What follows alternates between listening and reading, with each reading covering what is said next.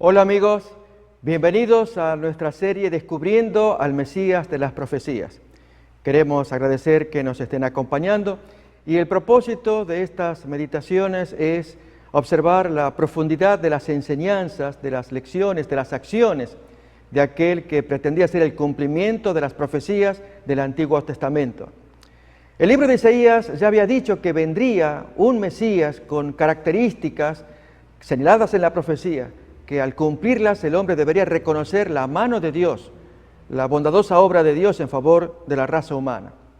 En el caso de Jesús Nazareno, él es el hombre del cual queremos estudiar.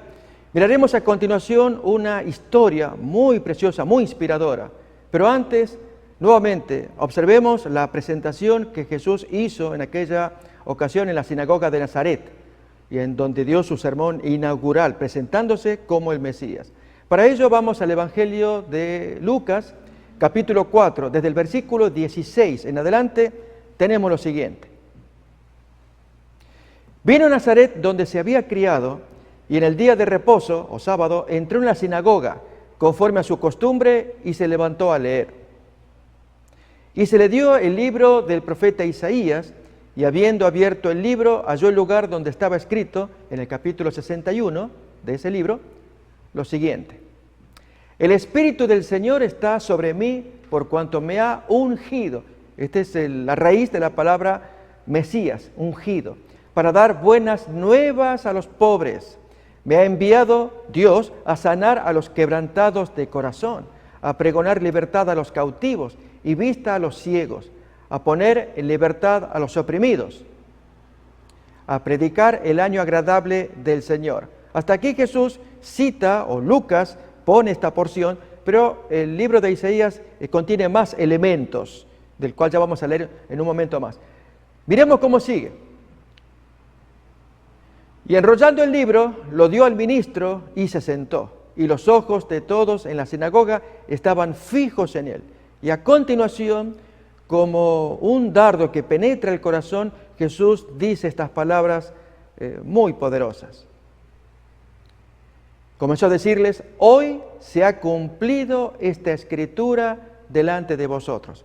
Es decir, hoy todo lo anunciado por la profecía de la aparición del Mesías se ha cumplido delante de ustedes. Voy a invitarles a que miremos ahora en el original, decimos, Isaías capítulo 61, esa porción adicional de la cual vamos a estudiar y de la cual pusimos también el título para esta reflexión, Aceite de Gozo. Vamos pues entonces a Isaías 61, decimos el original de las características del Mesías, desde el versículo 1 en adelante. Miremos cómo el profeta, unos 700 años antes de Cristo aproximadamente, dijo estas palabras. El Espíritu de Jehová, el Señor, está sobre mí, porque me ungió Jehová. Me ha enviado a predicar buenas nuevas a los abatidos, a vendar a los quebrantados de corazón, a publicar libertad a los cautivos y a los presos apertura de la cárcel, a proclamar el año de la buena voluntad de Jehová y el día de venganza del Dios nuestro, a consolar a todos los enlutados, a ordenar que a los afligidos de Sión se les dé gloria en lugar de ceniza. Y notemos lo que viene a continuación, que esta es la base del título para nuestra reflexión de hoy. Que se les dé óleo de gozo en lugar de luto. Y allí nos quedamos. Jesús vino para dar gozo en lugar del luto que la gente va a sufrir en los días que sufrió, lógicamente. Estamos hablando del primer siglo. Y la historia que nos interesa, que vamos a mirar, es muy interesante. Cómo Jesús cumplió que en lugar de luto, que la gente sufría luto, Él vino a dar gozo.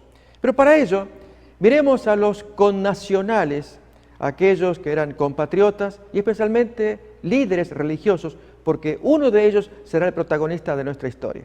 Para ello, miramos Lucas capítulo 13. Allí miramos el texto de otra visita que Jesús hizo a la sinagoga desde el versículo 10 en adelante.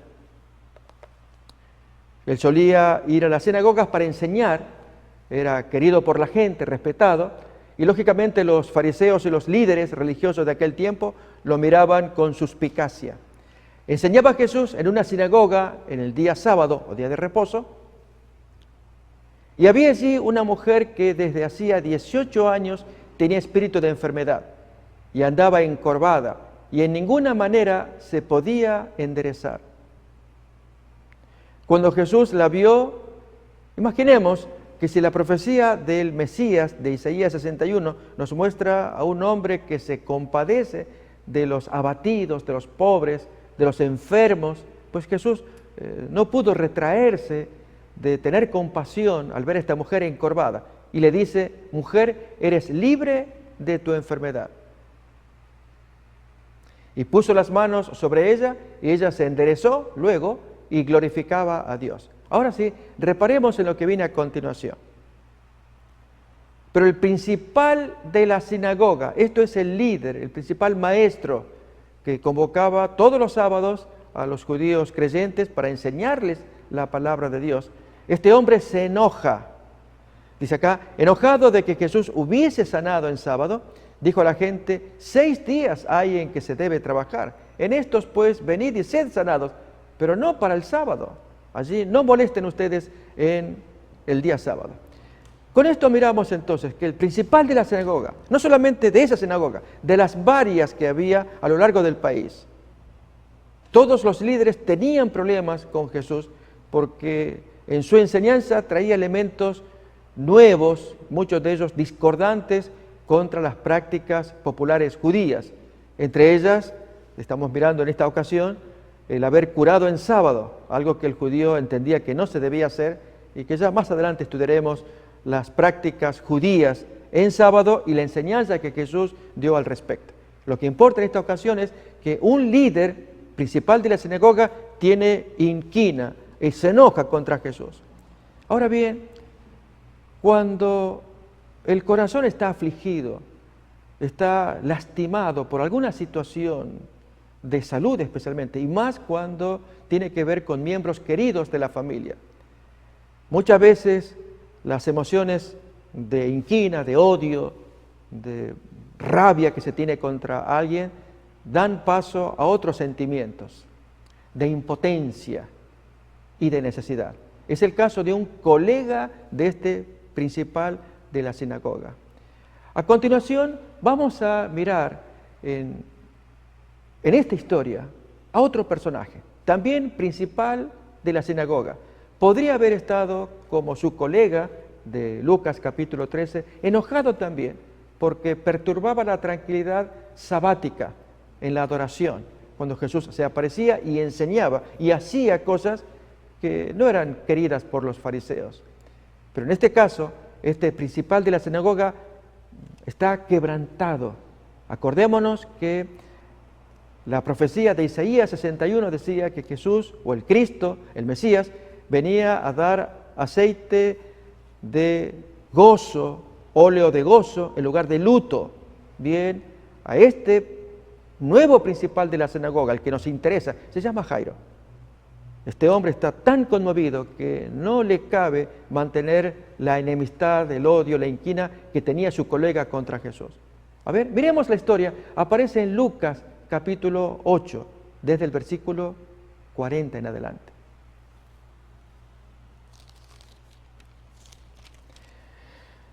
Dice así el texto: cuando volvió Jesús, le recibió la multitud con gozo porque todos lo esperaban.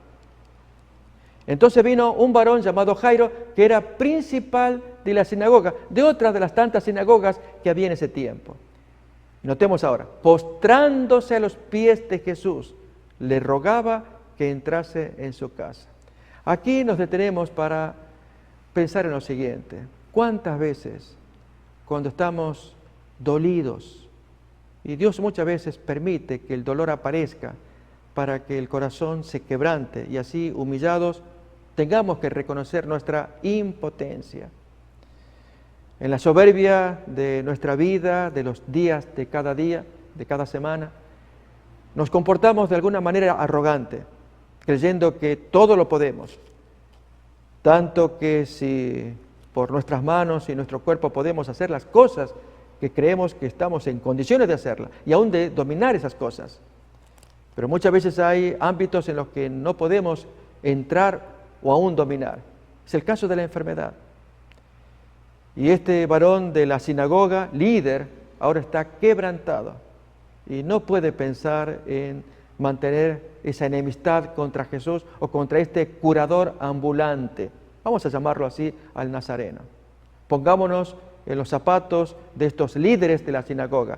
Jesús era mal visto, no era querido, traía enseñanzas extrañas, no populares. Tal es el caso, voy a dar un ejemplo, en San Juan capítulo 12, para que miremos cómo la enseñanza de Jesús va a contrapelo de las enseñanzas de los rabinos y de los principales de cada sinagoga. Abrimos pues entonces el Evangelio según San Juan, el capítulo 12. Aún físicamente Jesús hizo una acción con la cual destruía una teoría de los fariseos. Esto nos aparece desde el versículo 31 en adelante. Jesús dijo: ahora es el juicio de este mundo, ahora el príncipe de este mundo será echado fuera. Y yo, si fuere levantado de la tierra, a todos atraeré a mí mismo. Y decía esto dando a entender de qué muerte iba a morir.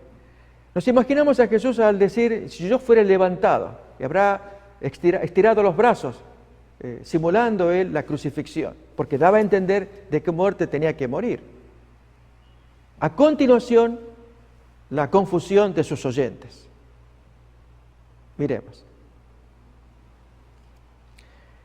Le respondió la gente: nosotros hemos oído de la ley, de la enseñanza de los principales de la sinagoga, que el Cristo permanece para siempre. Efectivamente, hay textos allí en el Evangelio, en este caso está el Evangelio de Juan, que va a citar a Isaías, donde menciona que el Cristo duraría para siempre, capítulo 9 de Isaías.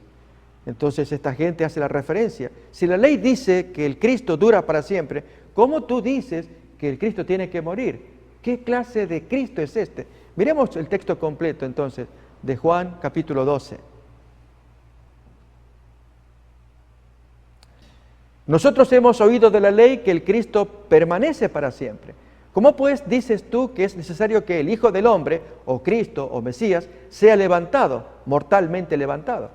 ¿Quién es este Hijo del Hombre? ¿Qué versión es la que tú estás trayendo? Que nos confunde.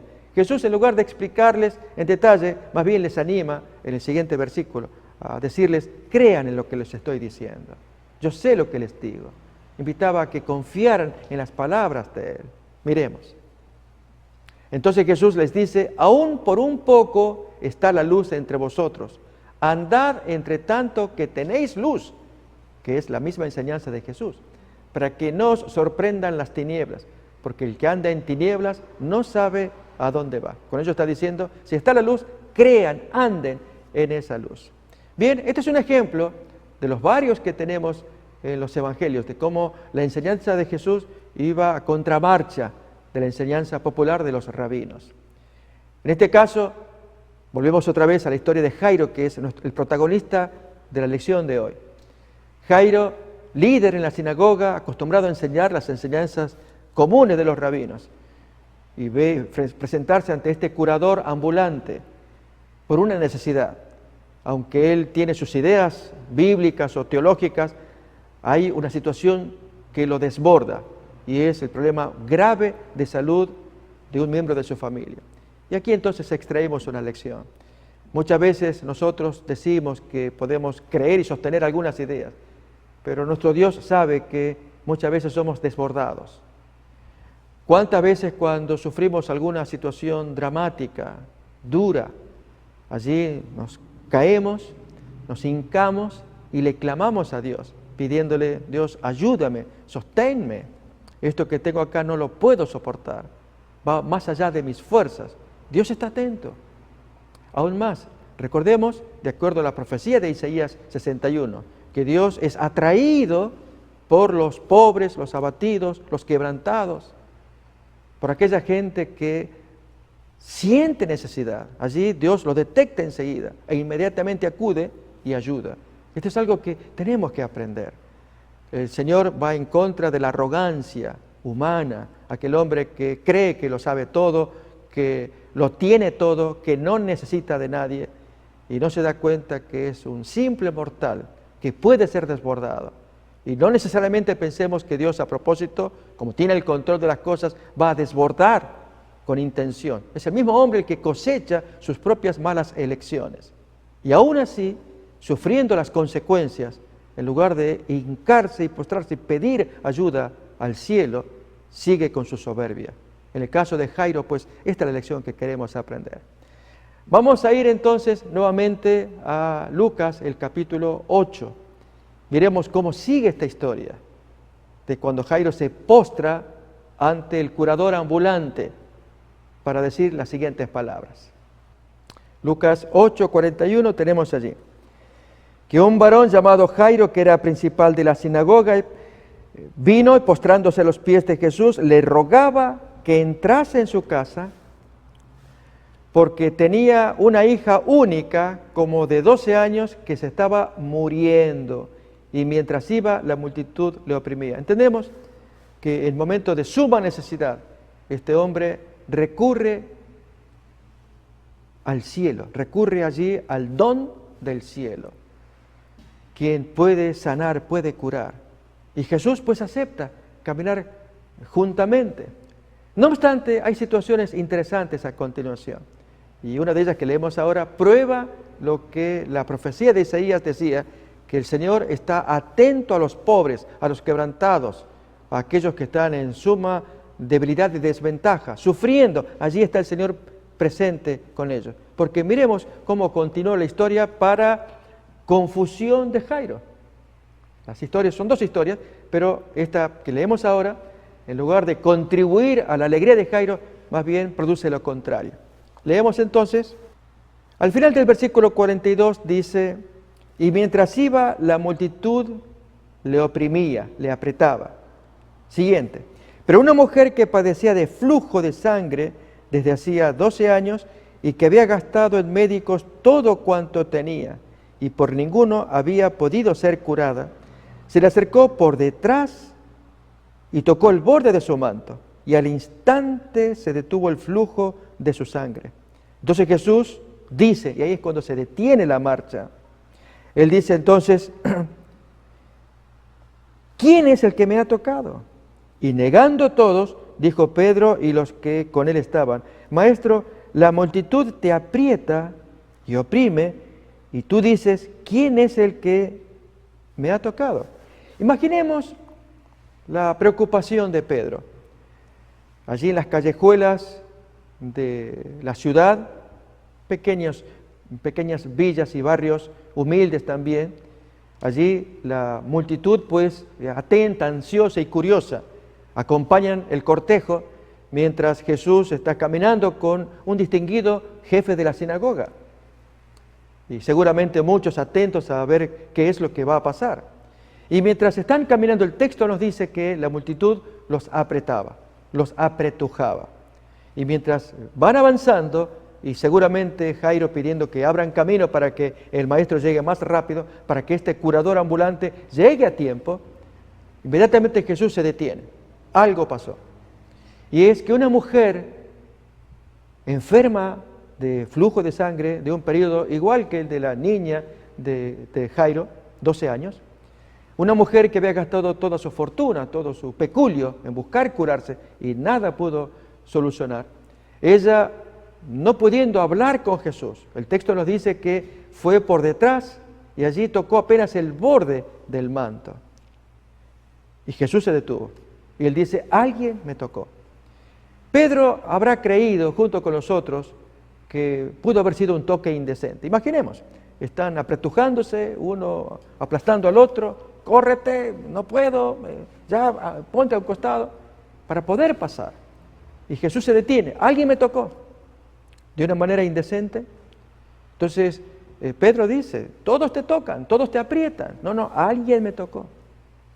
Y entonces él se detuvo esperando que la persona que lo tocó pues aparezca. A esto pregunto, ¿cómo se sentía Jairo, el protagonista de nuestra historia? Cada minuto que transcurría era como un calvario para él. Él necesitaba acelerar el paso y aquí ocurre lo contrario. Jesús se detiene hasta que no aparezca la persona que lo tocó.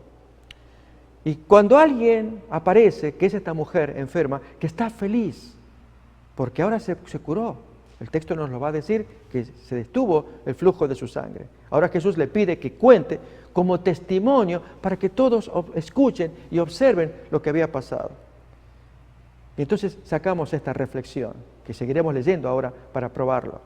Y es que mientras todos lo tocan a Jesús, ninguno recibió una curación o bendición. Pero esta mujer que casi ni le tocó. A ver, ¿cómo nos sentiríamos nosotros si alguien se pone por detrás y nos quita una pelusa, algún pelo que cayó allí en la ropa? Y suavecito, pues, con sus dedos allí, quita el pelo. Ni sentimos. Pero alguien nos hizo el favor. Bueno, en el caso de Jesús ocurrió algo similar. La mujer allí arrastrándose, le toca el borde del manto, el fleco allí le toca. Y Jesús inmediatamente sintió el toque. Porque él va a decir, salió poder de mí. Pero si no le tocaron la piel, si se toca la ropa, no se siente. Pero Jesús sabe, puede leer los corazones humanos y satisface a aquellos que se acercan con fe para tocar, querer tocar a Jesús. No pudieron, apenas la ropa, pero el Señor ya los detectó. ¿Notamos la diferencia entre el toque casual de todos los que lo apretujaban y este toque intenso que ni lo pudo tocar, pero recibió la bendición por causa de esa intensidad, de esa necesidad con la cual se acercó y por fe tocó? Miremos cómo va a decir el texto. En Lucas capítulo 8, versículo 46. Pero Jesús dijo, alguien me ha tocado, porque yo he conocido que ha salido poder de mí. Y déjenme, amigos, señalar esto. Acá hay lecciones profundas para usted y para mí. Y es que Dios no puede evitar de que salga poder, salga bendición cuando está delante de alguien que la pide de corazón. En muchos casos, cuando asistimos a nuestras iglesias, o estamos en nuestros cultos, o en nuestras oraciones, o estamos en el hogar, y aún con los miembros de la familia estamos rezando, orando, podemos recibir y podemos no recibir la bendición, dependiendo del grado de intensidad, de fervor, de necesidad. Yo lo que quisiera decir en base a estos textos que estamos leyendo es que Dios se dirige al corazón de aquellos que están en necesidad, porque la profecía de Isaías 61 hablaba de ello. Él viene a quebrantar a los quebrantados de corazón, a vendarles sus heridas, a los abatidos, a los pobres, darles apertura de la cárcel. Si la profecía dice eso, y se encuentra con alguien en esa condición y que requiere sanidad, busca atención. Ese es el caso de la mujer. Dios se la concede. Y esta es la lección. Si el versículo dice, ha salido poder de mí, pero nadie lo había tocado físicamente, apenas el fleco, una pelusa de la ropa. Pero el Señor puede detectar, leer en la mente quién necesita y quién no necesita. Y aquel que no necesita los despide vacíos. Miremos ahora entonces cómo va a seguir el texto. Estamos nuevamente en Lucas capítulo 8, versículo 47. Entonces, cuando la mujer vio que no había quedado oculta, vino temblando y postrándose a sus pies, le declaró delante de todo el pueblo por qué causa lo había tocado y cómo al instante había sido sanada. Vino temblando quizás porque todos la mirarían con malos ojos, pero Jesús no. Y entonces notemos que si contó todo, contó con detalles. La historia de sus 12 años pagando médicos aquí, allá y aquí, allá. Y Jesús pues quería que contara la historia como testimonio para que los que oyeran creyeran que Jesús era el cumplimiento de la profecía de Isaías 61. Él viene a consolar al que está en desgracia, a dar óleo de alegría en lugar de luto. Y este es el caso que vamos a mirar a continuación con Jairo. Pero miremos entonces cómo Jesús la va a despedir a esta mujer en el siguiente versículo. Y le dijo, hija, tu fe te ha salvado, vete en paz. Habían transcurrido minutos preciosos en que lamentablemente había fallecido la muchachita de Jairo. El texto nos dice, estaba hablando aún cuando vino uno de casa del principal de la sinagoga a decirle a Jairo, tu hija ha muerto, no molestes más al maestro. Amigos, ¿cómo nos sentiríamos en un caso similar? El papá, con suma angustia, principal de la sinagoga, se postró, le rogó a este curador ambulante que llegara al domicilio para hacer algo, un milagro, alguna cosa para salvar a esa querida hija. Y Jesús había aceptado, pero yendo de camino aconteció este infortunio, este detenimiento en la marcha, la historia de la mujer. Jairo pues no estaba interesado en esa historia, estaba interesado en llegar pronto a su casa para ver a su hija con vida. Y cuando traen la mala noticia, seguramente en forma cruda, sin anestesia decimos, así el hombre, ¿cómo se sintió? ¿Cómo nos imaginamos? Pues el piso se deshizo bajo sus pies. Seguramente habrá que haberlo sostenido este pobre hombre. Al escuchar la noticia, ya es tarde, tu hija ya ha muerto. El dolor que tiene Jairo. Amigos, ¿cuántas veces puede pasar eso con cada uno de nosotros? Cuando nos vemos, ya no desbordados, sepultados en alguna situación irreversible, irremediable. Esta es una historia. Y este es el propósito de estas lecciones que queremos compartir, de que las profecías, porque son varias que vamos a examinar del Antiguo Testamento, se cumplen en la historia de Jesús, de que Él vino para traer gracia, luz, alegría, felicidad, pero a aquellos que lo necesitan, que lo solicitan, que se humillan, que reconocen su necesidad y Él se las concede para que el corazón bulla de alegría y puedan glorificar a Dios, que se le ocurrió semejante plan de dar un regalo a los hombres llamado Mesías. Bien, este hombre, pues, Jairo está sostenido por las amistades y entonces Jesús interviene a continuación. Miremos las palabras claras que Jesús le va a dar, como siempre, palabras precisas, que es un seguro cimiento para Jairo y lo es para nosotros también. Miremos cómo dice entonces Jesús a Jairo estas palabras. Oyéndolo Jesús le responde, no temas, tú crees solamente, ella será salva. A ver, amigos, yo les invito a que reflexionemos en lo siguiente. Acá tenemos dos asuntos que son contrapuestos. Hay un hecho objetivo, digamos científico. La muchachita está muerta. Vinieron parientes, amistades, a decírselo al papá. Pero aquí hay otro elemento, un nuevo camino, y que algunos diría anticientífico, es el camino del milagro. Podemos aceptarlo, que es la palabra segura del Mesías, que le dijo entonces a Jairo, tú no temas, yo estoy acá, no te conmuevas, mientras yo esté acá, no tengas temor. Te pido esto, tú crees solamente, ya luego verás la diferencia. Y amigos, estas son las palabras que quiero compartir como base del tema de reflexión que estamos teniendo. Tú no temas, estoy yo acá, cálmate, yo estoy acá, no estás solo, no temas. Te pido que creas, confíes, porque yo estoy acá y vas a ver la diferencia. Fue lo que Jesús le dijo a Jairo. Leámoslo otra vez. Allí en Lucas capítulo 8, oyéndolo Jesús le dice, no temas, cree solamente y serás salva.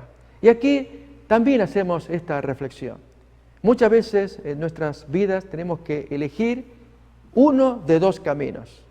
Hay un camino objetivo, claro, seguro, inobjetable.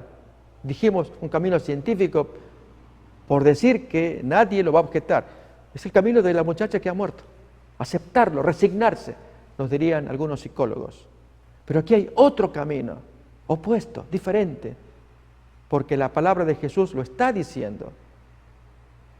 Y muchas veces tenemos que elegir entre uno de esos dos caminos. Amigos, estas lecturas que estamos teniendo nos hacen reflexionar. Dios siempre va a salir al cruce, al paso de nuestras situaciones, si tan solamente queremos pedírselo y creer y confiar en Él. Hay un camino, que es irreversible.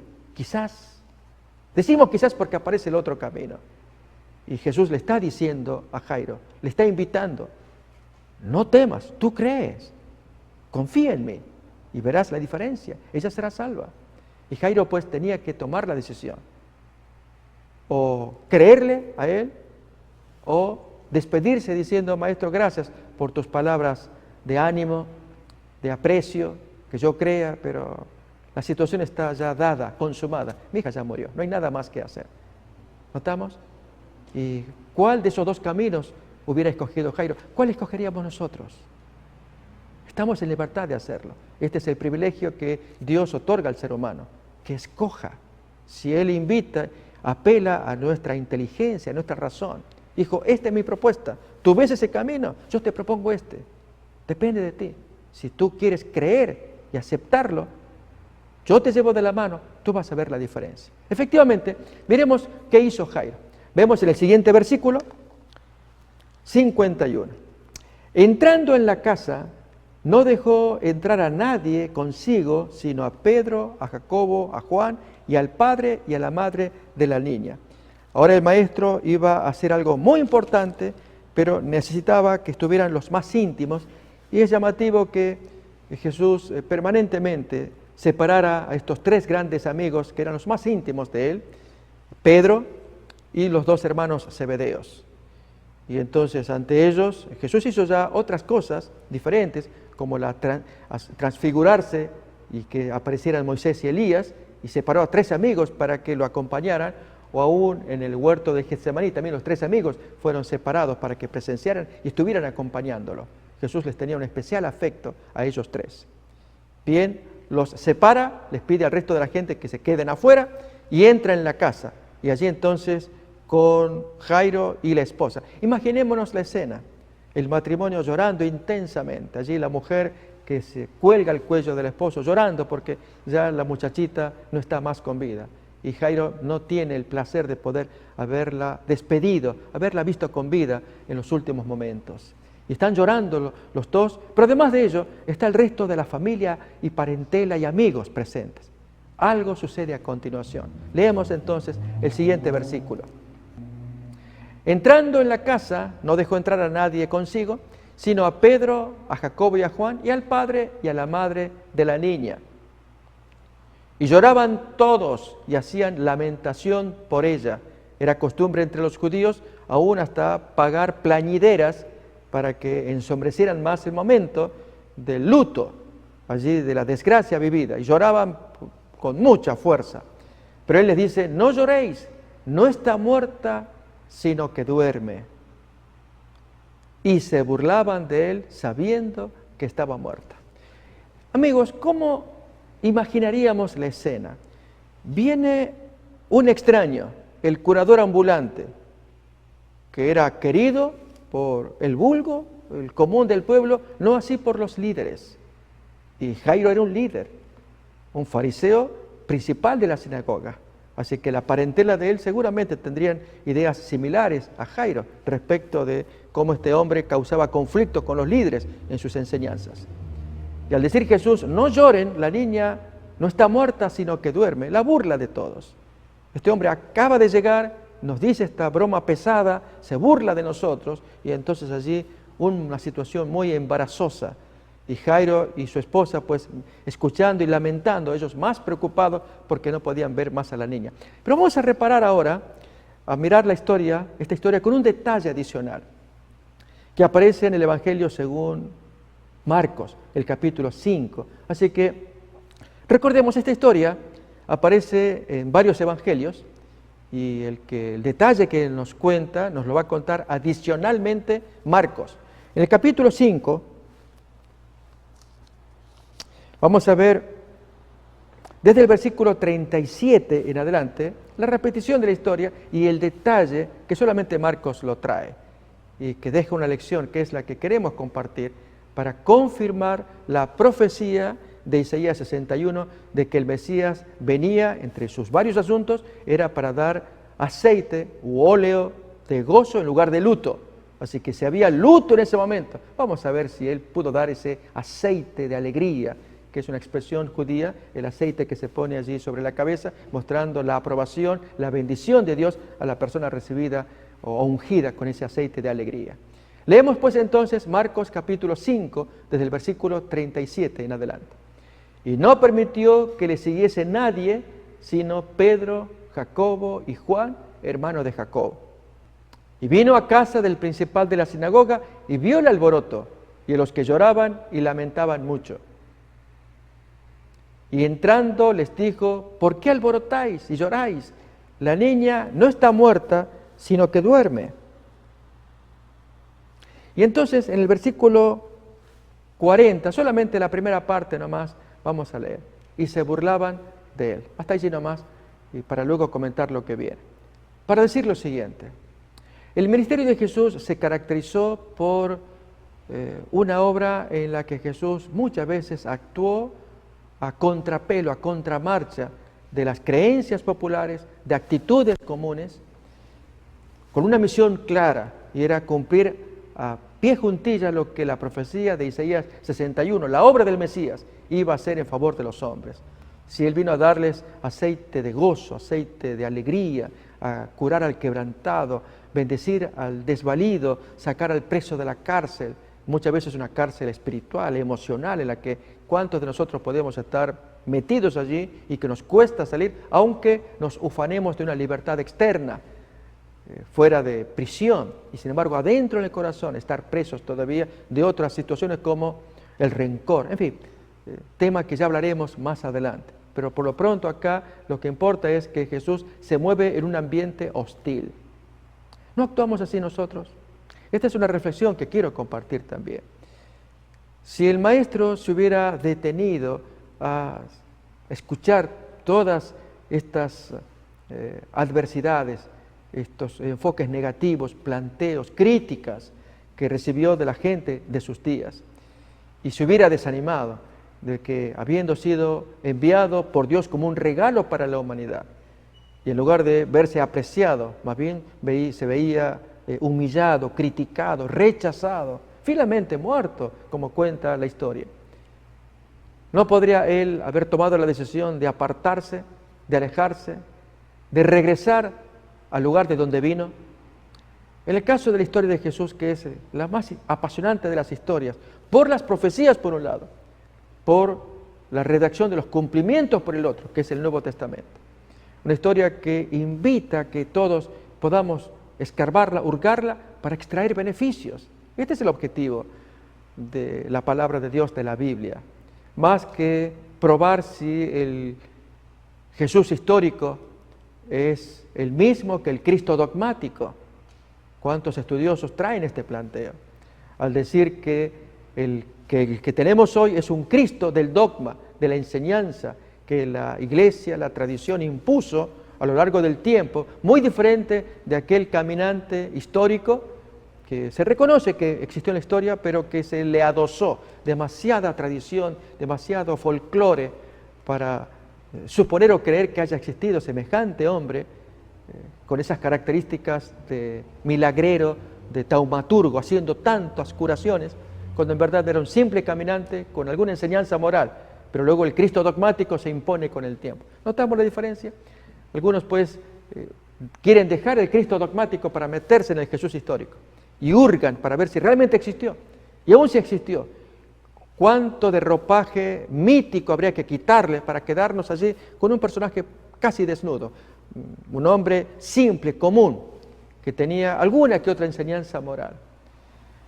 Es el caso de algunos historiadores, teólogos. Albert Schweitzer es uno. Ya hemos comentado esto en una serie que se publicó oportunamente, Panorama Histórico del Cristianismo, y que invitamos a repasar allí, a estudiar conceptos que se dijeron. Y hasta el día de hoy no se ha solucionado, incluso se usa esa expresión, el enigma del Jesús histórico. Y sin embargo, perdemos de vista una esencia, y es que había una profecía en el Antiguo Testamento, varias, que hablaban de la aparición de este don, de este regalo a la humanidad. Y cuando Jesús pues viene a la tierra, Él busca llenar esos vacíos, atender la necesidad del hombre. Esta es la obra que más importa en nuestros días. Y como un ejemplo claro es lo que vamos a mirar a continuación. que mientras Jesús se acerca con todo amor para cumplir la palabra dada a Jairo. ¿Recordamos? Tú no temas, cree solamente y vas a ver el contraste, los resultados, la diferencia. Ella será salva. Pero cree, yo te pido que creas. Y Jesús va en esa dirección y se encuentra con un tropiezo. ¿Quiénes son? La parentela, que critican, que se burlan. ¿Quién es este extraño, Jairo? ¿A quién trajiste a casa para hacer burla de nosotros? Que estamos dolidos con el fallecimiento de esta criatura y tú traes a alguien para que se burle de nosotros. ¿Qué pasa, Jairo? Imaginemos. Bien, vamos otra vez a retomar el texto de Marcos capítulo 5, el versículo 40, cuando Jesús entrando allí se encuentra con la burla de la gente porque él había dicho, no lloren, la niña no está muerta sino que duerme. Qué bonito hubiera sido que la gente hubiera creído, se le hacía más fácil el camino, alegría para todos. Bien, miremos cómo siguen los eventos. Y se burlaban de él. Pero él, echando fuera a todos, tomó al padre y a la madre de la niña y a los que estaban con él y entró donde estaba la niña, es decir, en algún cuarto donde estaba depositada. Miremos con ello, queridos amigos, hagámosles preguntas al texto. ¿Cómo es eso que un extraño que entra en una posición desventajosa, es objeto de burla, de crítica, todos a coro están contra él porque está diciendo cosas totalmente opuestas a los hechos objetivos probados de que la niña está muerta? ¿Cómo es esto que los echa a todos? ¿Con qué autoridad? ¿Nos pusimos a pensar? Bien, tiene que haber un elemento para poder atar allí y allí va a estar la clave de la situación. Es decir, un elemento que el texto está sugiriendo, no lo dice explícitamente, pero el texto está allí. Y es que habiendo entrado, habiendo dicho las palabras, todos se burlaban, Jesús los echó a todos y que se salgan todos, pero para llegar a esa actitud hay un elemento. Yo les invito, amigos, a que reflexionemos. Cuando se burlaban los amigos, Jesús había venido con una misión. Él todavía no actuaba. Alguien tenía que actuar primeramente. ¿Y quién era? El dueño de casa. La pregunta que hago es, ¿qué tuvo que haber pasado para que un extraño pudiera echarlos a todos? No era miembro de la familia, no tenía influencia en ella, y sin embargo logró sacarlos a todos para operar el milagro. Con semejante incredulidad alrededor no podía oficiarse allí un milagro. Pero ¿qué elemento hace falta? Pues sugerimos este. Cuando había ese encuentro, ese desencuentro entre Jesús afirmando algo y la gente burlándose, allí la gente se dirige a Jairo. Jairo, nos imaginamos las palabras. Jairo, ¿qué hace este hombre acá? Sácalo de acá. Y ahora sí, yo le invito a usted a que piense, ¿cómo habrá actuado Jairo? ¿Cómo le habrá dicho las palabras, ya sea a la parentela o a Jesús? ¿Se imagina usted si Jesús hubiera dicho, Jesús, yo agradezco mucho que usted vino acá, vino con esas ganas de ayudarme, las palabras que me dijo, que yo no temiera, que creyera, pero usted ve mi parentela, no tiene caso, agradezco. ¿Nos imaginamos eso? O al revés, que él se dirija a la parentela. Cálmense, familia, va bien. ¿Cómo se imagina usted a Jairo y a la esposa? En primer lugar, yo los veo quebrantados, absolutamente quebrantados. Y en segundo lugar, su silencio y su gesto, el de Jairo, concediendo a Jesús autoridad, control de la situación, le permitió a Jesús actuar inmediatamente. Ahora sí, sálganse todos. Pero Jairo, nuevamente les invito, amigos que estamos escuchando, esta es la forma en cómo podemos adentrarnos en la belleza del texto y de esta historia. Cuando Jesús los echa, o comienza a echarlos, la reacción de la parentela. Jairo, tú eres el dueño de la casa, ¿cómo permites? ¿Qué hace este señor desconocido, extraño, que se mete en casa, nos hace una broma de muy mal gusto y ahora quiere echarnos? Interviene, tú eres el dueño de la casa. ¿Usted se imagina qué pudo haber hecho Jairo? Saben, amigos, estas son las porciones más profundas de la palabra de Dios. Y es que ver allí en el texto, para buscar la armonía del versículo. Y es, en este caso, Jairo con la cabeza baja. Él lo único que pide es que ya, si Jesús acompañó, pues que Él maneje la situación. Ya Jairo no lo va a hacer más. En otras palabras, Jairo, el dueño de casa, le dio el control de su hogar, de su necesidad al visitante, al Cristo. Y esta es la clave para la solución de todos nuestros problemas. Amigos, esta es la lección más importante de esta historia. Solamente cuando el hombre le entrega al maestro la autoridad, ya no tiene más él el control. ¿Cuántas veces nos pasa con el manejo de nuestros hijos o de situaciones que nos desbordan? No hay casos a veces de papás que no pueden lidiar con un hijo que está en las drogas, que está en la prostitución, o una hija, o aún en situaciones de matrimonio, en que el esposo y la esposa no dan más por la situación de ambos, cualesquiera que fueren.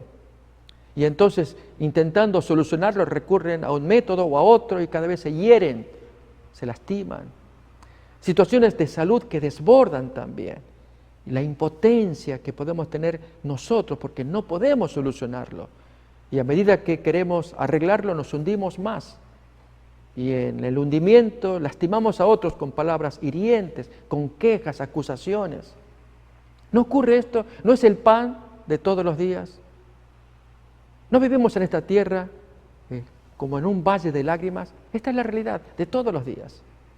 Y sin embargo, todos tenemos el derecho a apropiarnos de ese regalo de parte de Dios. Pero hay una condición, y la historia de Jairo nos está ilustrando este hecho, y es que Jairo le da la autoridad a Jesús, le da el control. Por eso es que se entiende el texto ahora cuando dice que Jesús los echó a todos, porque habiendo presencia de incredulidad, de rechazo, de burla, Dios no puede actuar. Y esta es otra lección que podemos extraer también. Si nosotros nos hemos vuelto incrédulos por situaciones de la vida y nos cuesta creer, es comprensible. Pero recordemos que si somos inteligentes y queremos valernos de un regalo que Dios da, de una bendición que usted y yo necesitamos, hay un elemento, una condición de por medio, y es entregarle el control. Dios, yo sé, podemos orar de esa manera. Dios, yo sé que no puedo por mí mismo. Y si tú puedes, pero aquí yo te doy la autoridad para que lo hagas y ayudes a solucionar mi problema. Hagamos la prueba. Para eso está el texto bíblico. Para eso está la profecía que decía que vendrá a quebrantar o a quitar del cautiverio a los que están quebrantados, a vendar al lastimado. Y si Dios lo hace, lo profetizó, Jesús actúa de esa manera. Es nuestro privilegio aprovecharnos de esa bendición. Pero miremos entonces ahora cómo sigue la historia. Retomamos pues Lucas capítulo 8, ahora el versículo 41, que dice así: y tomando la mano de la niña, le dijo, Talita cumi, que traducido es, niña, a ti te digo, levántate. Y luego la niña se levantó y andaba, pues tenía 12 años, y se espantaron grandemente. Y aquí viene un detalle interesante para agregar. Pero él les mandó mucho que nadie lo supiese y dijo que se le diese de comer. Miren, amigos, ¿cómo pudo haber actuado esta familia? Recordemos el hecho. Jesús entra en el cuarto de la muchacha, pronuncia las palabras, Talita cumi, es decir, niña, levántate. El asombro de los papás al ver la niña que se incorpora, ahora vuelta a la vida, el abrazo, el grito, la felicidad de tener la niña y ella con hambre, Jesús que da la orden, denle de comer. Y entonces da esta instrucción muy específica, se los dice al matrimonio y aún a sus amigos íntimos: no digan nada de lo que pasó acá. Y entonces al salir ahora, Jairo, el asombro de la parentela cuando ya entran nuevamente allí a la casa y todos gritando, está con vida, está con vida. Y entonces allí los mismos parientes y amigos quejándose entre ellos. No era que el médico dijo que había muerto. A ver, que venga el médico y nos diga qué pasó. Y es el médico que dice, sí, yo la ausculté, compruebo, puedo decir, certificar que ella estaba muerta. ¿Y cómo vive entonces? Yo no sé. A ver, Jairo, cuéntanos, ¿qué pasó? Y entonces, imaginemos, yo les invito otra vez. ¿Cómo pudo haber actuado Jairo? Pudo haber respondido. La instrucción de Jesús es, no lo digan a nadie. Tú, Jairo, no lo digas. Jairo, te estamos preguntando, ¿qué pasó? El hombre dijo que no lloráramos porque ella no estaba muerta, sino dormida. Estaba dormida entonces. Y el doctor que dice, no, yo aseguro que ella estaba muerta, pero dijo que estaba dormida. Jairo, ¿qué pasó? Y otra vez Jairo guardando silencio. Y en eso que la gente buscando, ya Jesús ya se fue. Porque Él vino para dar, como dice el texto, óleo de gozo, aceite de gozo, en lugar de luto. Pero la pregunta que hacemos también es, ¿por qué Jesús quiso que se guardara en secreto? Un semejante milagro, poderoso, la resurrección de la hija de Jairo. Saben, amigos, que lamentablemente este hecho fue mal interpretado por algunos grandes pensadores, teólogos. He mencionado a Albert Schweitzer, un hombre destacado, digno, linda persona, premio Nobel, médico, filántropo, teólogo, una persona que viajó por pueblos para ayudar a los hombres, pero cuando comenzó a estudiar la historia del Cristo, él tuvo actitudes negativas. Y este es uno de los versículos con los cuales él sostenía el secreto mesiánico, cuando dijo alguna vez que la rueda del mundo había aplastado a Jesús, un tema que ya examinaremos más adelante. Él no creía en la historia de Jesús tal como narran los evangelios, pero Jesús actuó por otro motivo. ¿Por qué él pidió que se guardara el secreto de este hecho? No porque él desconfiara que fuera Mesías, como sugiere Albert Schweitzer, sino que para evitarles problemas a ellos, ya que al contárselo a los fariseos, ellos tomarían finalmente la actitud que tomaron, que Jesús era un demonio encarnado. ¿Y para qué ganar esto? ¿Por qué cortar la felicidad?